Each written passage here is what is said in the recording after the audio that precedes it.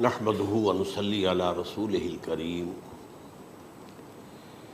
اما بعد فقد قال الله تبارك وتعالى كما ورد في سورة الجاثية اعوذ بالله من الشيطان الرجيم بسم الله الرحمن الرحيم وإنه لعلم للساعة فلا تمترن بها واتبعوني هذا صراط مستقيم صدق اللہ العظیم رب اشرح لی صدری ویسر لی امری واحلل عقدۃ من لسانی یفقہوا قولی اللہم ربنا الہمنا رشدنا واعذنا من شرور انفسنا اللہم ارنا الحق حقا وارزقنا اتباعہ وارنا الباطل باطلا وارزقنا اجتنابہ آمین یا رب العالمین۔ قادیانیت سے متعلق ایک بحث کا آغاز ہو گیا تھا، کیونکہ ہمارے علم میں یہ آیا تھا کہ قادیانیوں نے خاص طور پر ماڈل ٹاؤن کو اپنا ایک مرکز اور اپنا اڈا بنانے کا فیصلہ کیا، اور اس کا ہمیں تجربہ بھی حاصل ہو گیا۔ کچھ نوجوان اہل سنت کے نوجوان میرے پاس آئے تھے اور انہوں نے میری توجہ اس طرح منعطف کرائی کہ یہاں پر یہ اپنی جمعے کی نماز کے لیے اوپن گراؤنڈ استعمال کر رہے ہیں اور اس میں لگا لیتے ہیں پارٹیشن وغیرہ، اور بڑی یوں سمجھیے کہ بڑی مہم کے ساتھ دونوں طرف کی سڑکیں بند کر کے، اور جو بھی لوگ مسافر ہیں انہیں بھی دعوت دیتے ہیں کہ آئیں یہاں جمعہ پڑھیں، اور بعض لوگ مغالطے میں وہاں جمعہ پڑھ لیتے ہیں۔ تو اس کے حوالے سے انہوں نے کوشش کی کہ کچھ نہ کچھ اس سلسلے میں، کیونکہ انہوں نے مجھے لا کر قانون دکھایا۔ پاکستان میں جو قانون نافذ ہے وہ یہ ہے، چاہے یہ کہ وہ نافذ نہیں ہے بالفعل، لیکن ہے قانون کی کتاب میں تو موجود ہے کہ قادیانی اپنے کوئی جو بھی ان کے نزدیک بھی ان کے مذہبی شاعر ہیں ان کو مسلمانوں کی شکل میں برملا علی الاعلان ادا نہیں کر سکتے، کیونکہ وہ تو دھوکہ دینی بات ہو گئی کہ لوگ سمجھیں گے یہ مسلمان ہی ہیں۔ اب جب انہیں، آپ کو معلوم ہے کہ ہماری پوری جو مرکزی اسمبلی تھی، نیشنل اسمبلی، اس کے فیصلے کے تحت قرار دیا گیا بالاتفاق کہ قادیانی غیر مسلم ہے، دائرہ اسلام سے خارج ہے۔ یہ تو فیصلہ ہوا پارلیمنٹ کا ایک بڑے پیمانے، بعد میں پھر ضیاء الحق صاحب کے زمانے میں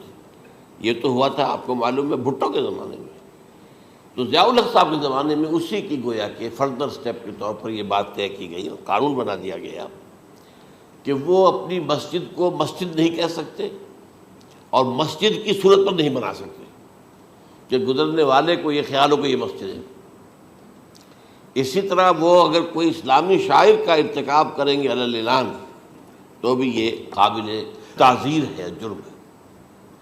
وہ اپنے کئی احاطوں کے اندر، اپنے گھروں کے اندر جو چاہیں کریں،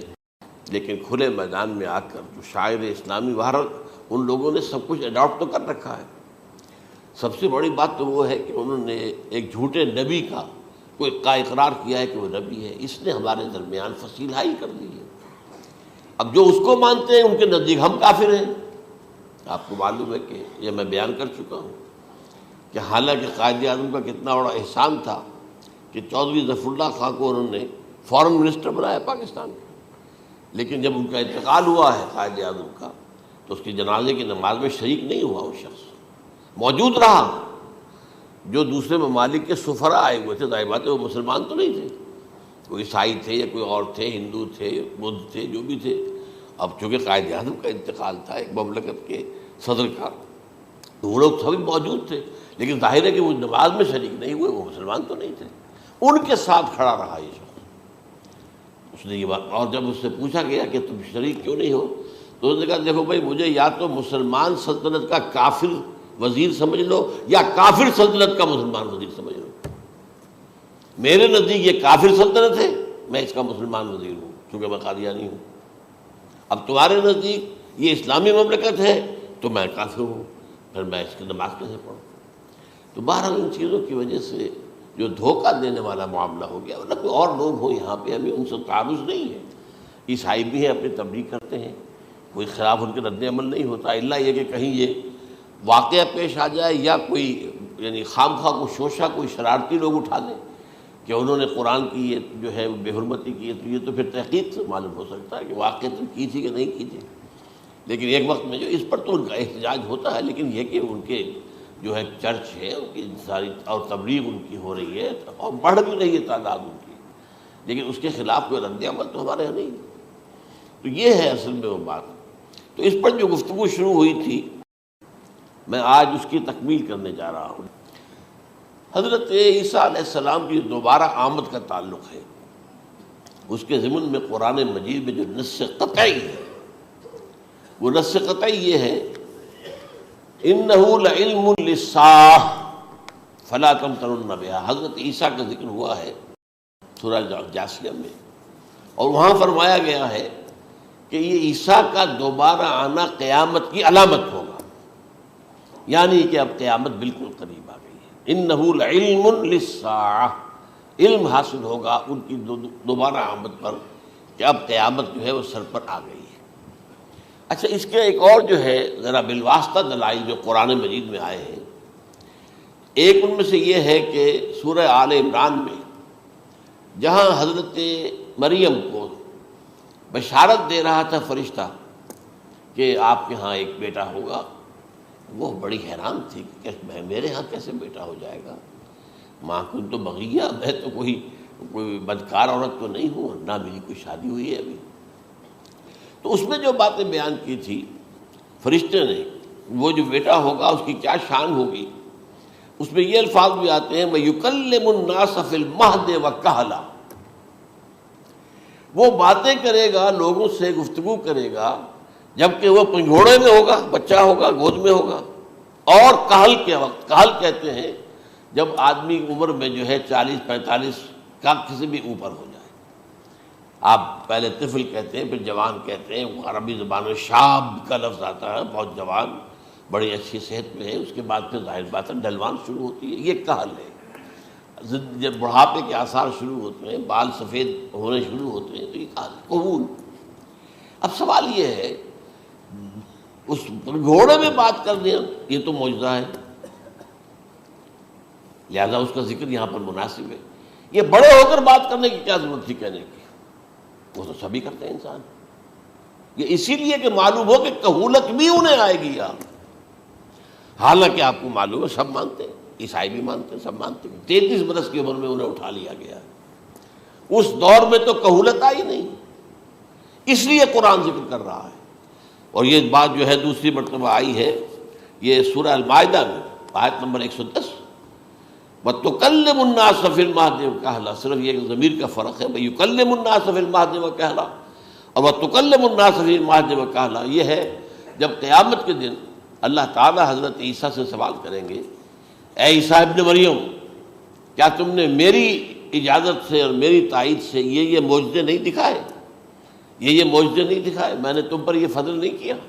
اور یہ گویا کہ بالواسطہ عیسیٰ کے ماننے والوں سے خطاب ہے کہ اللہ تعالیٰ کے کتنے بڑے بڑے احسان ہوئے، اور اسی میں تم بات کرتے تھے لوگوں سے پنگھوڑے کے اندر بھی اور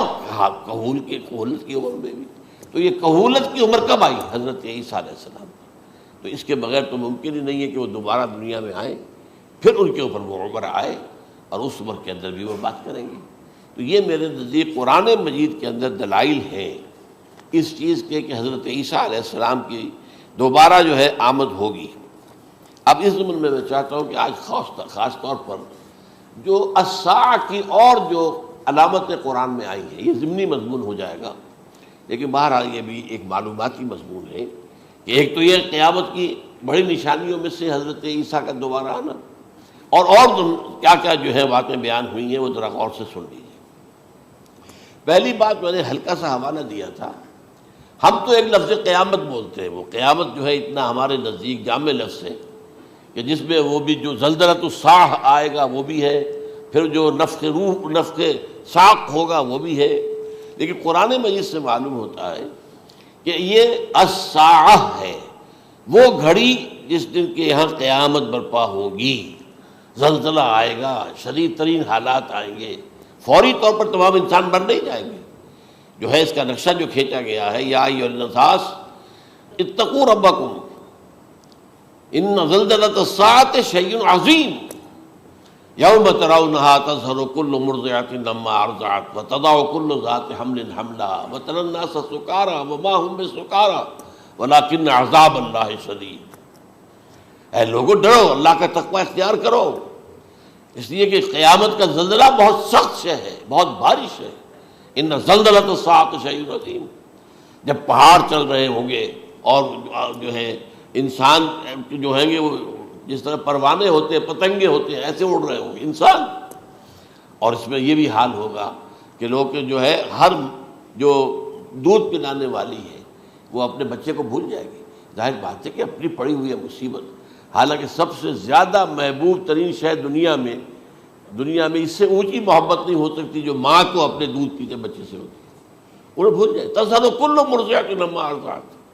اور تمہیں ایسا محسوس ہوگا کہ لوگ کسی نشے کی کیفیت میں، یعنی وہ بدحواش ہیں، بدحواس ہو گئے، لیکن یہ کہ وما ہم بسکارى، اور وہ مدہوش نہیں ہوں گے، ولکن عذاب اللہ شدید۔ تو یہ ہے زلزلۃ الساعہ، وہ ایک خاص وقت جو ہے، ایک خاص گھڑی جس میں کہ یہ ہونا ہے۔ اس کے علاوہ قرآن مجید میں القارعہ، القارعہ والقارعہ وما ادراک ما القارعہ، یوم یکون الناس کالفراش المبثوث وتکون الجبال کالعہن المنفوش۔ اب یہ کیا ہے؟ یہ نقشہ قیامت، یہ الساعہ، القارعہ الساعہ۔ اسی کے ساتھ قرآن میں آتا ہے الواقعہ، اذا وقعت الواقعۃ لیس لوقعتها کاذبہ، تو یہ خافضۃ رافضہ، یہ الفاظ سورہ واقعہ میں ہے۔ اسی طریقے سے اور جو ہے الحاقہ، ما الحاقہ وما ادراک ما الحاقہ، یہ تمام جو الفاظ قرآن مجید میں آئے ہیں یہ آئے ہیں الساعہ کے لیے، قیامت کے لیے نہیں۔ قیامت میں بعد میں بتاؤں گا آپ کو۔ چنانچہ 3 نفخے ہیں جو قرآن سے ثابت، نفخ فی الصور، اور اس نفخ فی الصور کا یہ عالم ہوگا یوم ینفخ فی الصور ففزع من فی السماوات ومن فی الارض الا من شاء اللہ، جس دن پھونکا جائے گا سور میں، اور اس وقت صورتحال یہ ہو جائے گی کہ جو بھی آسمانوں میں ہے، زمین میں ہے، سخت پریشانی اور سخت پشیمانی اور ایک طرح کے مرعوبیت اور خائف ہو کر رہ جائیں گے،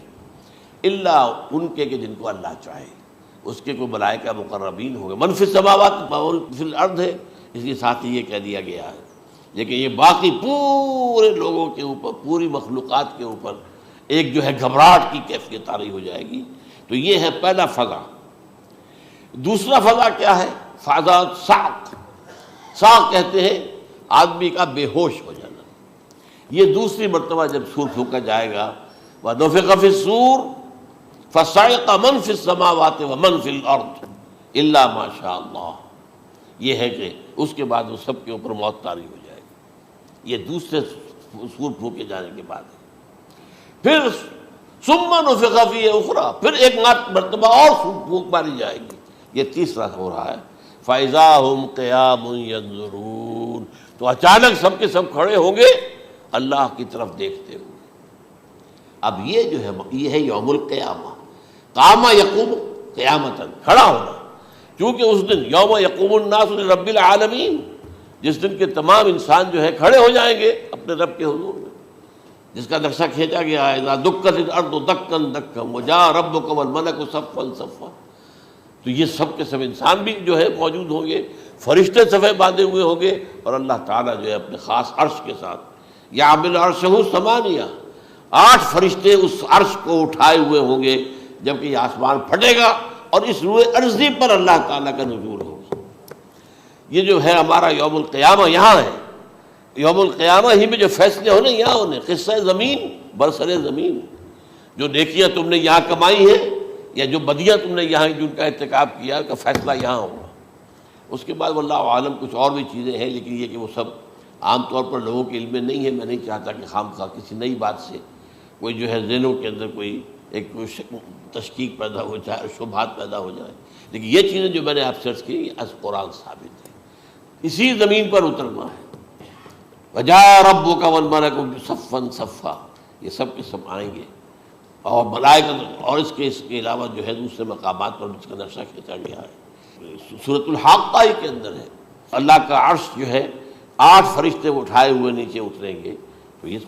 تمام چیزیں قرآن مجید میں مذکور ہیں، اور یوم القیامہ یہی ہوگا، لیکن وہ ہے یوم القیامہ، ہم قیامت کہتے ہیں اس کو، جس کو قرآن کہتا ہے الساعہ، الزلزلہ،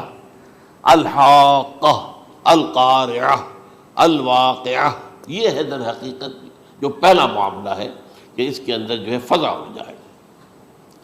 اب دیکھیے جو علامات قیامت احادیث میں آئی ہیں وہ میں آج آپ کو سنا رہا ہوں۔ ان کو دو حصوں میں تقسیم کیا جاتا ہے، علامات صغریٰ، علامات کبریٰ۔ چھوٹی نشانیاں جو درجہ بدرجہ درجہ بدرجہ درجہ بدرجہ حاضر سامنے آئیں گے۔ ایک ہے بالکل قیامت سے متصل قبل بڑے جو خرق عادت واقعات ہوں گے وہ آئیں گے۔ اچھا، پہلی چیز کے سلسلے میں حضرت انس رضی اللہ تعالیٰ عنہ سے یہ مروی ہے اور یہ حدیث متفق علیہ ہے۔ پہلی علامت حضور نے بیان کی قیامت کی علامات میں سے، اب میں لفظ قیامت اسی معنی میں بول رہا ہوں جس میں کہ ہم عام طور پر بولتے ہیں۔ آپ نے فرمایا علم اٹھا لیا جائے گا، جہالت کا دور دورہ ہوگا۔ اب یہ کون سا علم اٹھایا جائے گا؟ سائنس کا علم نہیں، دین کا علم۔ آج تو ساری قدر و قیمت جو ہے جس کے لیے دوڑتے ہیں لوگ، لاکھوں روپے کی فیسیں دے کر ایم بی اے ہو رہے ہیں، یہ جو ہے اکاؤنٹنسی کا پاس کر رہے ہیں، یہ سی اے کر لیا ہے، یہ کوئی اور جو ہے فزکس میں کوئی کیمسٹری میں ڈاکٹریٹ کر لی ہے، ڈاکٹر بن گیا تو کیا ہی کہہ رہے ہیں۔ اس لیے کہ بڑی چیز جو پاکستان سے ایکسپورٹ ہوتی ہے وہ ڈاکٹر ہیں۔ جو اتنے بڑے پیمانے پر جو کالج کھلے ہوئے، 3 لاکھ روپے ایک سال کی فیس، 5 لاکھ روپے ایک سال کی فیس، یہ کیوں لیتے ہیں اور کیوں لوگ دیتے ہیں؟ کہ موقع مل جاتا ہے ایم بی بی ایس کر کے۔ امریکہ کے اندر بھی ڈیمانڈ ہے، ان کے ہاں ڈاکٹر جو ہیں جتنے ہونے چاہیے نہیں ہے، لہذا اور بھی بہت سی جگہوں پر ڈیمانڈ ہے۔ تو جس چیز کی مارکیٹ میں ڈیمانڈ ہے وہ علم ہے۔ آج علم کمپیوٹر کا علم ہے یہ، حالانکہ ان میں سے کسی کے اوپر لفظ علم کا اطلاق میرے نزدیک غلط ہے، جہالت ہے۔ علم وہ ہے جو ذہن کو جلا دے، جو سوچ کو جلا دے، روشنی پیدا کرے، دماغی روشنی، وسعت دے، انسان کے فکر کو وسعت دے، اس کے ذہنی جو ہے جو افق ہے اس کو وسیع کرے۔ علم تو وہ ہے جو حقیقت کے کیا علم بھی اس سے عطا فرمائے۔ قرآن ہے، حدیث ہے، باقی اور چیزیں جو اس سلسلے میں آ سکتی ہیں وہ ہے کہ جو قرآن اور حدیث کی سمجھنے میں مومن ہوں اور زیادہ جو ہے اس کے تک فہم کو آسان کر دیں۔ لیکن یہ کہ فرمایا علم اٹھا لیا جائے گا، جہالت کو فروغ ہوگا۔ ظاہر بات ہے، ایک ہی بات ہوئی ہے۔ دوسرے نمبر پہ یہ کہ جہالت کو فروغ ہوگا۔ نمبر 3 زنا کثرت سے ہوگا۔ نمبر 4 شراب نوشی عام ہو جائے گی۔ نمبر 5 عورتوں کی تعداد بہت زیادہ ہو جائے گی، مردوں کی تعداد کم ہو جائے گی، یہاں تک کہ 50 عورتوں کا خیر خبر کرنے والا، کوئی نگرانی کرنے والا، وہ ایک مرد۔ اچھا، یہ تو ہے ایک حدیث جو میں نے آپ کو بیان کر دی، متفق علیہ، یہ بخاری اور مسلم دونوں میں ہے۔ دوسری حدیث بخاری کی ہے، اس کو حضرت ابو ہریرہ رضی اللہ تعالیٰ عنہ نے روایت فرمایا ہے، قیامت آئے گی جب امانت ضائع ہو جائے گی۔ آج ہمارے ہاں امانت کے ضائع ہونے کا جو نقشہ ہے شاید پوری دنیا میں کہیں اور نہیں۔ جس طرح کے غبن یہاں ہوتے ہیں، جس طرح کک بیکس جو ہے وہ لیے جاتے ہیں، اس غریب یعنی قوم غریب ہے لیکن یہاں وہ امیر بہت بڑے بڑے لوگ ہیں، وہ تو دنیا بھر کے ٹاپ کے امیروں کے اندر ان کا شمار ہو جائے گا۔ لیکن یہ کہ یہ سب امیر کیسے بنے؟ غبن بلین آف ڈالرز کا، اب تو اس سے کم کی تو بات ہی نہیں ہوتی۔ فلاں نے اتنے بلین جو ہے پیسے اپنا جو ہے قرضہ معاف کرا لیا۔ بھائی کس نے کیا، کون کرتا ہے معاف؟ یہ کسی کے باپ کی جاگیر ہے؟ یہ پیسہ بینک کے اندر حکومت کا ہے کہ حکومت کو اختیار ہو کے وہ رائٹ آف کر دے ان کے جو ہے ان کی جائیدادیں کرو ضبط۔ لیکن ہوتا کیا ہے، بینک آفیسر بے ایمان ہے، وہ کہتا تھا 1 کروڑ کا قرضہ لے جاؤ، 10 لاکھ مجھے دے جاؤ، چاہے تم میرے پاس کوئی ڈاکومنٹ جو ہے ایسے نہیں دے سکتے، حالانکہ ہونا چاہیے کہ اتنا بڑا قرضہ لے رہے ہو تو ڈاکومنٹس یہاں پر ہمارے سامنے لاؤ کہ اگر تم نہ دے سکو تو ہم ان ڈاکومنٹس کے ذریعے سے تمہاری جائیداد، تمہاری کوئی جاگیر، تمہاری کوئی اور چیز اس پر قبضہ کریں۔ جب وہ وقت آتا ہے دیکھتے ہیں تو یہ ڈاکومنٹس ہی فیک ہیں، اللہ اللہ خرچ کیا کرے گا کوئی؟ بینک کا باپ بھی واپس نہیں لے سکتا۔ اور یہ سب کس کی بے ایمانی ہے؟ وہ جو بیٹھا ہوا بینک مینیجر، سارا سودا اس کے مابین ہوتا ہے کہ 1 کروڑ ہے نا، 10 لاکھ مجھے دو، 90 تم لے جاؤ، باقی یہ کہ ٹھیک ہے میں تمہارے جو ڈاکومنٹس تم پیش کر رہے اس میں کوئی اعتراض نہیں کرتا، بس جاؤ۔ اور نمبر 2، حکومت نااہلوں کے سپرد ہو جائے گی۔ یہ ہے امام بخاری کی روایت کردہ روایت جو حضرت ابو ہریرہ سے۔ مسلم شریف میں ابو ہریرہ رضی اللہ تعالیٰ عنہ سے ایک اور روایت ہے، مال عام ہو جائے گا یہاں تک کہ زکوٰۃ قبول کرنے والا کوئی نہ ہوگا۔ یہ بات وہ ہے جو آج سعودی عرب اور UAE کے اندر آپ کثرت سے دیکھ سکتے ہیں۔ دولت جو ہے وہ ریل پیل، ابھی تھوڑا سا آیا ہے معاملہ خاص طور پر دبئی میں، کیونکہ وہاں بہت زیادہ کنسٹرکشن ہو رہی تھی، تو پوری دنیا میں آپ کو معلوم ہے کہ جو ریئل اسٹیٹ کہلاتا ہے اس کا حال بہت پتلا ہے، لیکن وہاں کے دولت ریل پیل ہے ہر جگہ پر۔ اور سب سے اہم متفق علیہ روایت، متفق علیہ کیا، وہ تو حضرت عمر سے بھی مروی ہے، ابن عمر سے بھی مروی ہے، ابن عباس سے بھی مروی ہے، ابو ہریرہ سے بھی مروی ہے، عبداللہ ابن مسعود سے بھی مروی ہے رضی اللہ تعالیٰ عنہ اجمعین۔ اور یہ وہ حدیث ہے جسے کہا جاتا حدیث جبرائیل، جسے ام السنہ بھی کہا گیا۔ اس میں جو آخری سوال کیا حضرت جبرائیل نے حضور سے، چوتھا، پہلا یہ تھا کہ اسلام کیا ہے مجھے بتائیے، ایمان کیا ہے، اس کی حقیقت کیا ہے یہ مجھے بتائیے، تیسرا احسان کیا ہے یہ بتائیے، چوتھا یہ کہ قیامت کے بارے میں بتائیے کب ہوگی۔ حضور نے فرمایا کہ اس کے بارے میں جس سے سوال کیا جا رہا ہے وہ اس سے زیادہ نہیں جانتا جو کہ سوال کر رہا ہے۔ اب اس کے کئی مفہوم ہو سکتے ہیں کہ بہرحال یا تو حضرت، چونکہ بعد میں معلوم ہوا کہ حضور نے پہچانا نہیں کہ یہ جبرائیل ہے، بلکہ جب سوال جواب ہو کر وہ چلا گیا شخص تو اچانک حضور کے ساتھ ذرا ردو ہو ہی لیا، ذرا بلانا اس کو دوبارہ لانا۔ اب جو دیکھا کہ یہ وجود ہی نہیں اس کا، آسمان نے اس کو اچک لیا، زمین نے نگل لیا، کیا ہوا ہے؟ پھر آپ نے یہ جبرائیل تھے جو تمہیں تمہارا دین سکھانے آئے تھے جبکہ تم سوال نہیں کر رہے ہو۔ یہ بڑے بیسک کوسچن تھے، اس لیے کہ دنیا کے ہمارا نظام اسلام پر ہے، ایمان پر نہیں ہے، اس لیے کہ ایمان کو ویریفائی کر ہی نہیں سکتے۔ کیسے پتہ ہوگا اس میں ایمان ہے یا نہیں ہے؟ کوئی آلہ نہیں ہے، کوئی الیکٹروکارڈیوگرام ابھی تک ایسا نہیں ہے، کوئی جو ہے اور جو طریقے چل رہے ہیں وہ تو ان کے ذریعے سے یہ تو نہیں معلوم ہو سکتا ایمان ہے کہ نہیں۔ لہذا یہاں کا سارا نظام اسلام پر ہے، شہادت اللہ الہ الا اللہ وان محمد رسول اللہ، پھر ایک نظام بنا دیا، اقام الصلاۃ و ایتاء الزکوٰۃ و صوم رمضان و حج البیت۔ اس میں بھی یہ ہے کہ اگر کوئی نماز کو نہیں مانتا تو کافر ہوگا، لیکن نماز پڑھتا نہیں ہے تو کافر نہیں ہے، فاسق ہے، فاجر ہے، گناہ گار ہے، کمزور مسلمان ہے۔ اس طرح زکوٰۃ کا منکر ہو جائے گا تو وہ کافر ہوگا، لیکن زکوٰۃ دے نہیں رہا ہے تو یہ گویا کہ گناہ گاری ہے، کمزوری ہے۔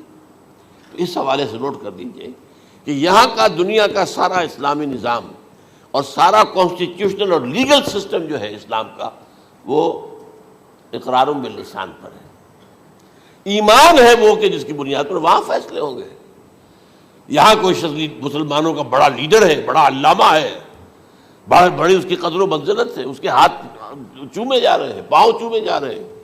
ہو سکتا ہے وہاں کہا جائے دفع ہو جاؤ، تمہارے دل میں ایمان نہیں تھا، تم نے یہ سب کچھ کیا تھا اس لیے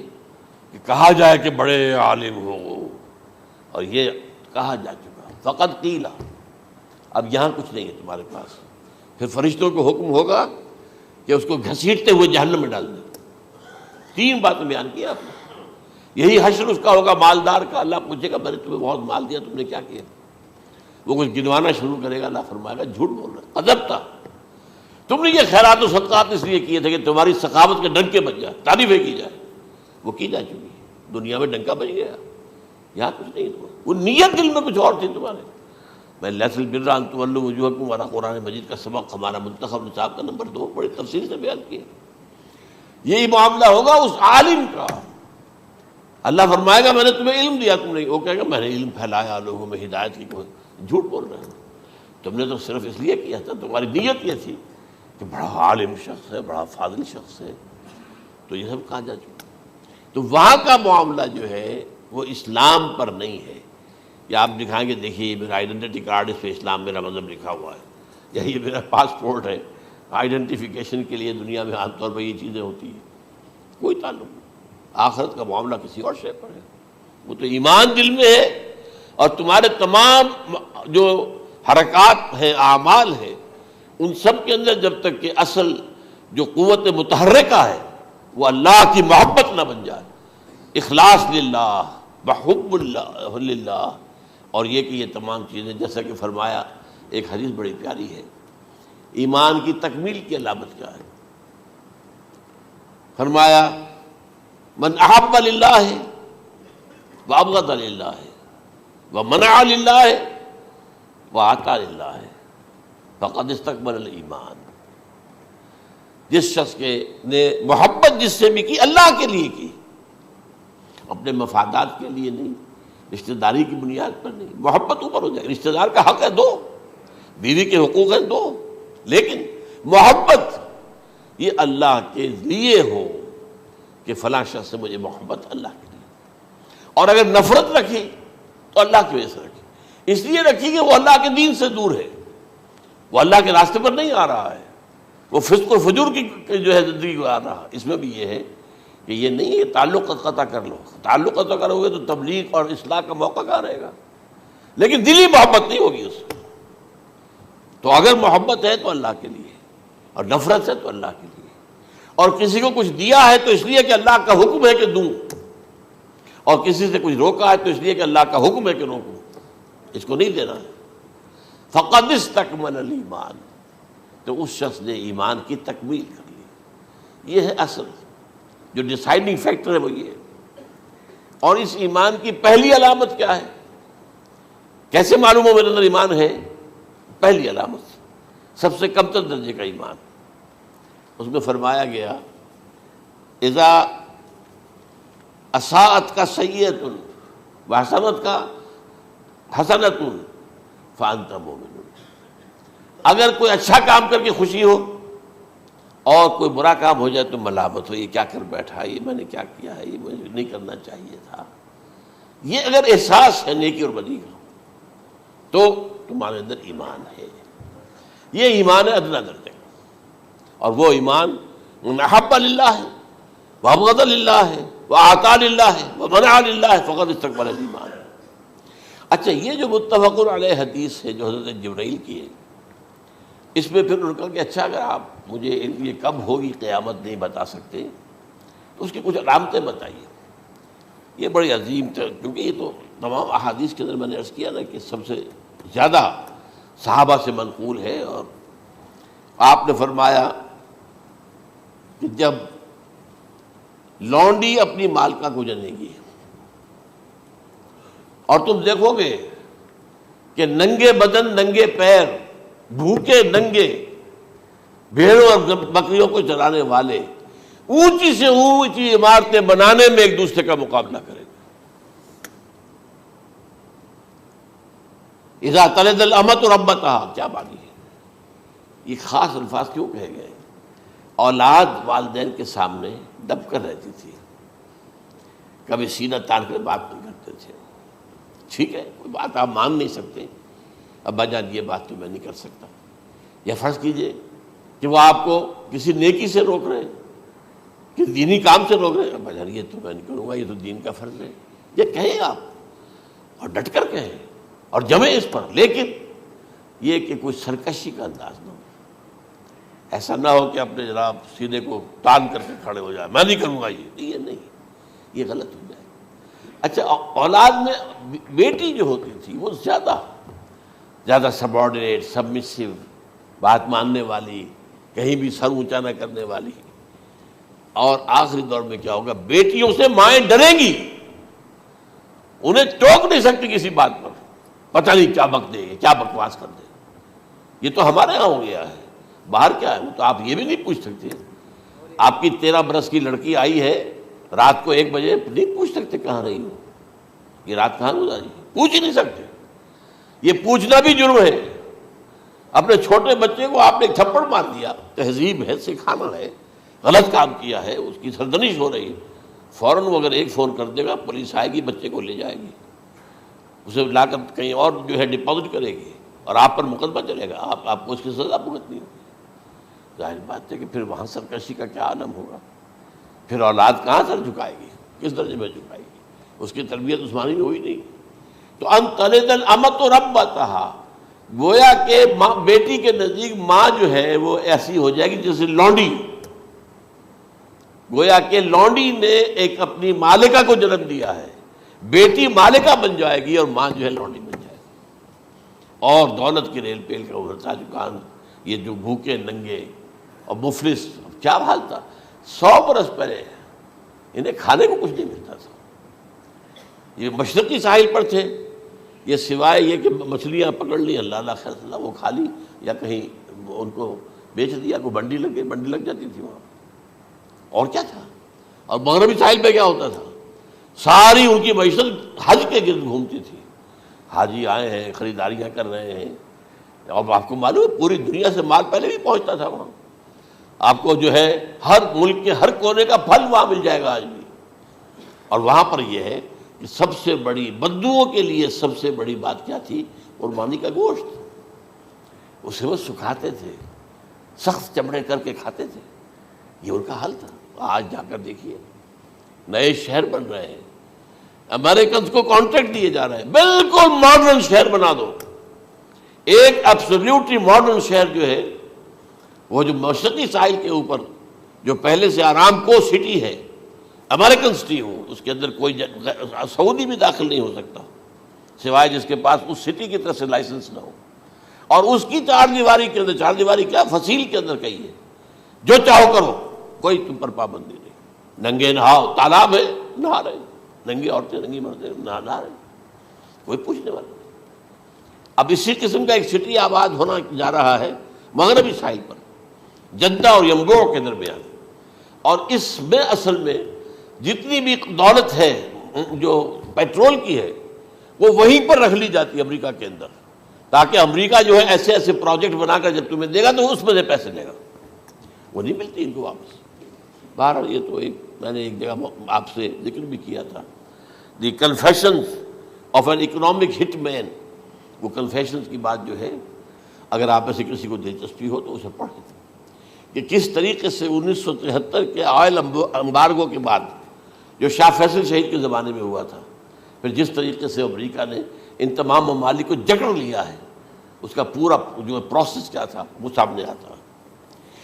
بہرحال اس کے بعد آتا ہے علامات کبریٰ کا ذکر،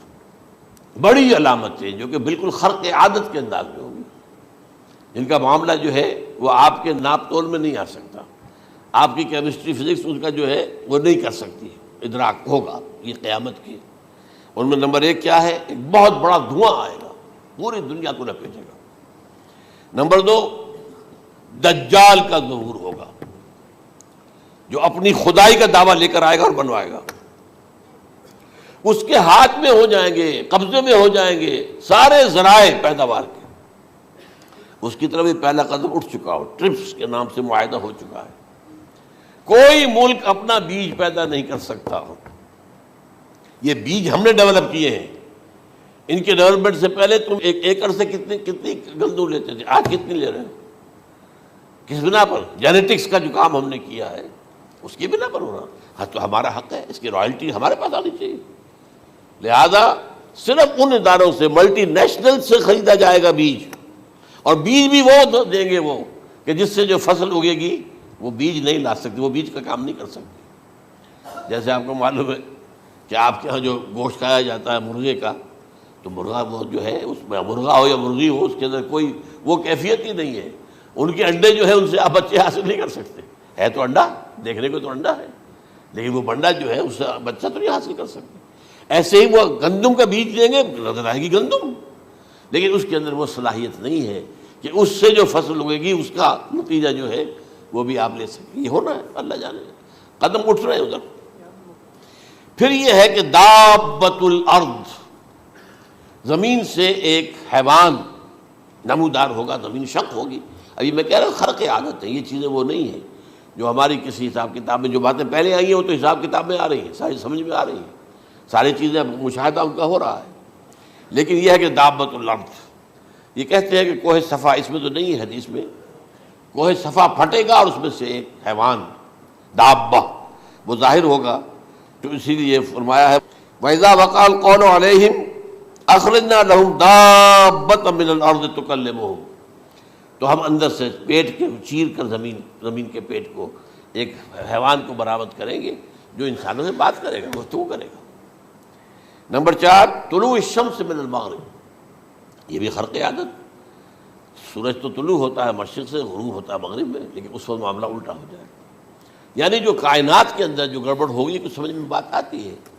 کہ یہ معاملہ جو ہے یہ تو اس پورے سولر سسٹم کو اگر بدل دیتے ہیں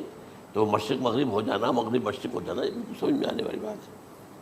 اس کے بعد ہے عیسیٰ ابن مریم کا نزول، جس کے بارے میں آج میں نے گفتگو کی ہے تفصیل سے۔ یہ نزول ہونا ہے، یہ علامات قیامت میں سے حضور نے بیان فرمایا ہے، اور قرآن مجید کی جو اصطلاحات ہیں اس کے حوالے سے میں نص قطعی جو ہے وہ میں آپ کے سامنے رکھ چکا ہوں۔ پھر یاجوج ماجوج کا ایک معاملہ ہے، یہ میں ابھی اس وقت زیادہ اس پر بات نہیں کر سکتا۔ حضرت عیسیٰ علیہ السلام کے نزول کے بعد 2 کام ہوں گے، یہودیوں کا قلع قمع ختم، تمام یہود، ایک کام تو یہ ہونا ہے، اور نمبر 2 عیسائیت کا ختم ہو جانا، عیسائیت کی نفی کر دیں گے، بھائی تم مجھے خدا کا بیٹا بنائے بیٹھے ہو، میں تم خدا کا بیٹا نہیں ہوں، میں تو اس کا بندہ ہوں، رسول ہوں، میں نے تم سے کب کہا تھا کہ مجھے خدا کا بیٹا بناؤ۔ نمبر 2 یہ کہ وہ خنزیر کو قتل کر دیں گے، یعنی یہ تم نے خنزیر کب سے کھانا شروع کر دیا، میں تو تم کو نکاح اجازت دے کر گیا تھا، یہ تو شریعت موسوی میں حرام تھا، اور میں کہہ کر گیا تھا کہ یہی شریعت تم پر لاگو رہے گی، ہاؤ کم تم نے کیسے یہ؟ آج بھی بہت سے رومن کیتھولکس جو ہے وہ سور نہیں کھاتے، وہ اس میں ہے ان کے اندر کچھ نہ کچھ بات جو ہے جو حضرت عیسیٰ کی تعلیمات کا کچھ اثر ان کے ہاں ہے۔ میں تو ایک مرتبہ، یہ 1971 کی بات ہے، 4-5 دن کے لیے برسلز میں رکا تھا، اس لیے کہ وہاں مجھے ایک صاحب نے خط لکھا تھا کہ وہاں ایک نوجوان ہے، ابھی اس ایمان لایا ہے، اور اس کے کچھ مسائل ہیں، ہم کوشش کر رہے ہیں ان کے مسائل حل کریں، آپ بھی جا رہے ہیں۔ میں انگلینڈ جا رہا تھا تو واپسی پر آپ ان کے ہاں چند دن ٹھہرے، میں حیران ہوا، ویسے اس نے مجھے اپنے گھر ٹھہرایا نہیں، اس لیے کہ ماں باپ تو اس کے کرسچن تھے، اور پولیس کا چیف آفیسر اس کا باپ تھا، چیف آف پولیس فورس۔ اس نے مجھ سے 1 دن کھانے پہ بلایا، میں ہوٹل میں ٹھہرایا مجھے، اس نے کہا آپ اطمینان سے یہاں کھانا کھائیں، اس گھر میں نہ آج تک کوئی شراب کی بوند آئی ہے اور نہ ہی کوئی بوٹی آئی ہے سور کی۔ رومن کیتھولکس، اب اکلوتا بیٹا تھا یہ عبدالعزیز، نے بعد میں نام رکھا، وان کینٹر اس کا نام تھا جو کہ اوریجنل تھا، پھر اس نے نام رکھا عبدالعزیز وان کینٹر، پرانا نام بھی بہرحال رکھا۔ نہایت خوبصورت، 28 سال کی عمر تھی، اور اس وقت میں نے دیکھا تھا کہ اس کی فقہی معلومات جو ہے میری معلومات سے 10 گنا زیادہ۔ اس کی وجہ کیا ہے؟ وہ گیا تھا موراکو میں ایز اے ٹیچر ملازمت کرنے، پیسہ کمانے، وہاں وہ مسلمانوں سے اس کا ہوا رفت ضبط ہوا، اسلام کی تعلیمات سامنے آئی، اسلام لے آیا، اب اکلوتا بیٹا ہے، اور ماں باپ جو ہے کرسچن کیتھولکس۔ جب وہاں سے واپس آیا تو پھر کہتے ہیں کہ ہمارے درمیان ایک معاہدہ ہے، وی آر لیونگ ٹوگیدر، لیکن یہ معاہدہ ہے ہم مذہب پہ بات نہیں کریں گے، بس باقی جو بھی ہے وہ ساتھ رہ رہے ہیں۔ لیکن میں حیران ہوا، مجھے معلوم نہیں تھا۔ اچھا، اس کے بعد اس نے جب اسلام کا فیصلہ کیا تو اس کے سامنے سوال آیا کون سی فقہ اختیار کروں، تو اس نے بڑی جو ہے تھورو اسٹڈی کی ہے تمام فقہوں کی، کمپیریٹو اسٹڈی، ان کو کرنے کے بعد پھر فائنل فیصلہ اس کا یہ تھا کہ حنبلی فقہ میں اختیار کروں۔ 4 فقہوں میں سب سے لیٹسٹ حنبلی ہے، یعنی حنفی نمبر 1، پھر مالکی نمبر 2، پھر اس کے بعد شافعی نمبر 3، پھر یہ امام احمد ابن حنبل ہے۔ اور امام احمد ابن حنبل کے زمانے تک احادیث بہت بڑے پیمانے پر جمع ہو چکی تھی،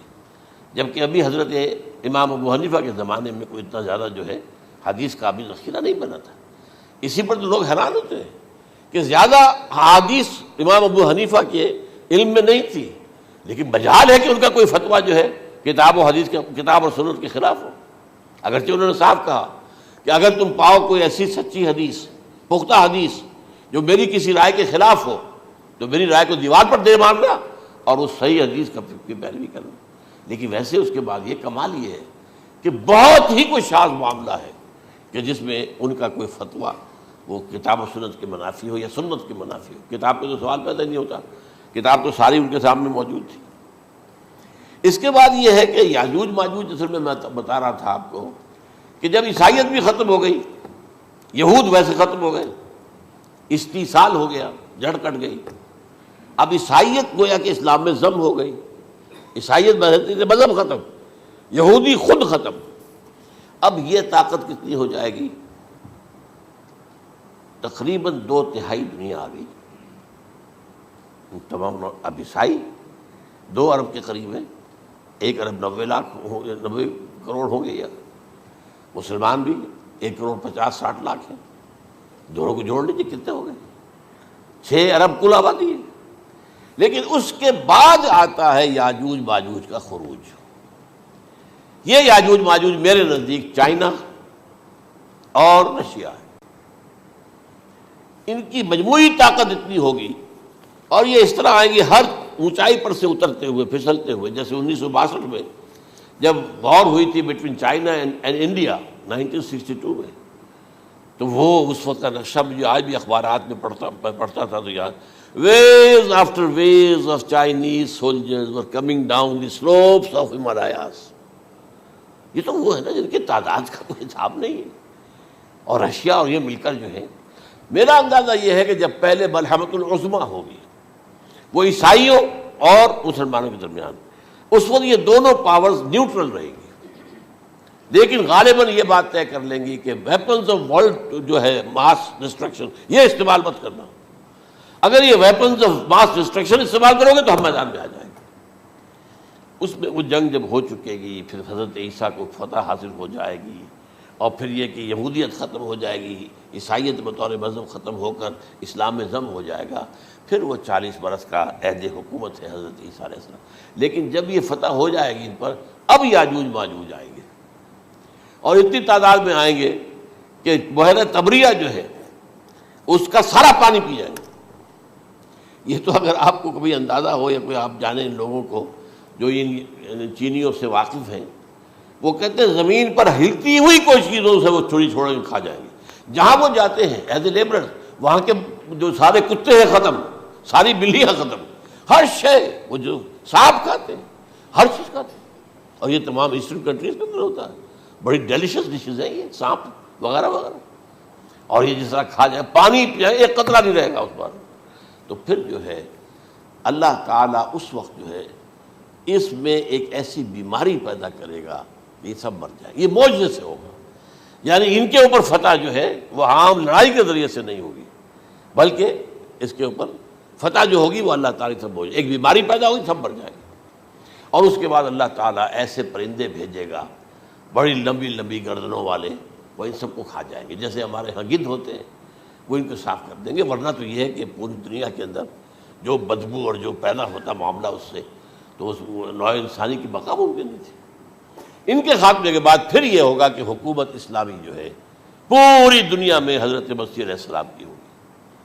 45 برس وہ رہیں گے، اسی میں وہ کہلن بھی آ جائے گا، وہ فی المہد و کہلن جو میں نے شروع میں بیان کیا تھا، اسی میں پھر یہ ہے کہ وہ شادی بھی کریں گے، ان کی اولاد بھی ہوگی، اور پھر ان کا انتقال ہوگا تو حضرت حضور صلی اللہ علیہ وسلم کے حجرے میں، وہیں پر جہاں حضور اور ابو بکر اور عمر رضی اللہ تعالیٰ عنہم دفن ہے، وہیں پہ ان کو دفن کیا جائے گا، اور قیامت کے دن حضور فرماتے ہیں کہ میں اور یہ تینوں ساتھ نکلیں گے۔ تو یہ ہے والات و واقعات۔ بہرحال اس میں یہ ہے کہ یہ نوٹ کر لیجئے کہ جہاں تک ہمارے ہاں آج کل کا معاملہ ہے، میرے نزدیک میں یہ کہنے پر مجبور ہوں، جو رفع و نزول مسیح کو نہیں مانتا وہ کم سے کم منکر حدیث ضرور ہے، میں اس سے کم کا فتویٰ نہیں دے سکتا۔ اب یہ ہے کہ جو لوگ مہدی کو نہیں مانتے ان کا معاملہ میں مختلف سمجھتا ہوں، چند منٹ لے رہا ہوں آپ کے، اور اس لیے کہ ان کی حدیثیں صحیحین میں نہیں ہیں، بخاری مسلم میں نہیں، اور یہ کہ بہرحال ان کا معاملہ جو ہے وہ ایسا نہیں ہے حضرت عیسیٰ کا۔ حضرت عیسیٰ کے آنے کا جو کچھ ہوگا وہ تو میں نے آپ کے سامنے بیان کر دیا، لیکن یہ ہے کہ حضرت